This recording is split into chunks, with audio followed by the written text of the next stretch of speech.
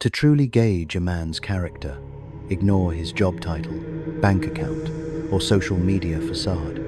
Focus on his words under pressure. The Stoics understood that words aren't mere sounds, they're a diagnosis. Every sentence exposes how a person thinks, reacts to stress, and whether they take ownership or cast blame. Speech is thought made audible, and just as a decaying tree drops dead branches, weak thinking leads to weak language. Here are phrases that lay bare a weak mind. If you hear them, you'll know exactly who you're dealing with. If they're yours, take heed. Remember, a man who can't master his language can't master anything else. It's not my fault. This phrase is the anthem of avoidance. When things go awry, the weak instinctively point fingers. Blame is comforting because it dodges responsibility, but true strength is forged in accountability. Marcus Aurelius, who steered an empire through chaos, wrote, "You have power over your mind, not outside events. Realize this, and you will find strength." Real power isn't about controlling the uncontrollable. It's about mastering your response. A disciplined mind asks, what part of this is mine to own, even when the circumstances are beyond control. Taking ownership isn't about accepting unwarranted blame. It's about extracting valuable lessons. The weak shield their ego and learn nothing. The strong confront their errors and grow. I already know that. This phrase masquerades as confidence but is driven by fear. It signals a halt in learning, as acknowledging ignorance threatens the facade of intelligence. Instead of listening, the door to growth is slammed shut. Epictetus wisely noted, "It is impossible for a man to learn what he thinks he already knows."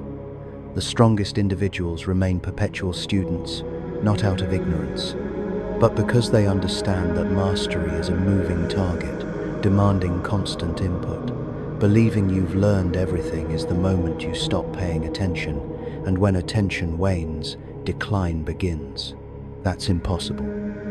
This is a verdict passed without lifting a finger. It's a refuge for those who equate discomfort with impossibility. Seneca nailed it. It's not because things are difficult that we do not dare. It's because we do not dare that things are difficult. The real hurdle isn't the task itself, it's the refusal to try. Labeling something as impossible is just a way to quit before you even begin, shielding yourself from failure but also from any chance of success. The Stoics weren't naive. They knew not everything is possible, but they also knew most limitations are self-imposed. You don't find your limits by pondering them, you find them by pushing against them. I don't care. This phrase often masquerades as stoic detachment, but more often it's just apathy in disguise. Apathy isn't strength, it's avoidance.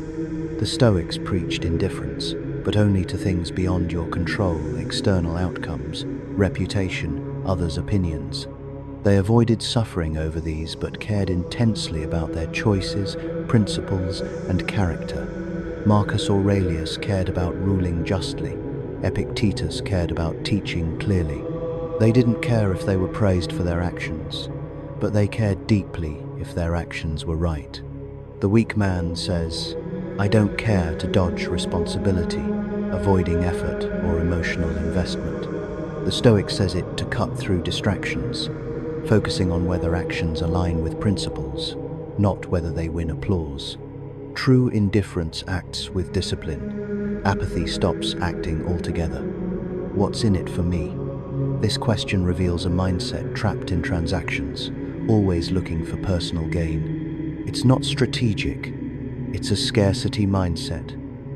True value comes from contributing, not just taking. As Marcus Aurelius said, "What is not good for the beehive cannot be good for the bee." Individual success is intertwined with the success of the whole. You can't endlessly extract from a system without giving back. Eventually, it breaks down, and your gains become meaningless. When you focus solely on short-term gains, you risk undermining your long-term potential. But when you shift from taking to giving, everything changes. People start to trust you because you're not always calculating what's in it for you. Opportunities come your way because people want to work with those who add value. Your skills grow because you're focused on learning, not just on rewards. This doesn't mean being naive. You still set boundaries and walk away when your contributions aren't valued. But your default approach shows a person's true character shines through their words, especially under pressure. By embracing responsibility, continuous learning, and a mindset of contribution, individuals not only reveal their strength but also build trust and open doors to new opportunities. You enter situations asking how you can add value, not what you can take.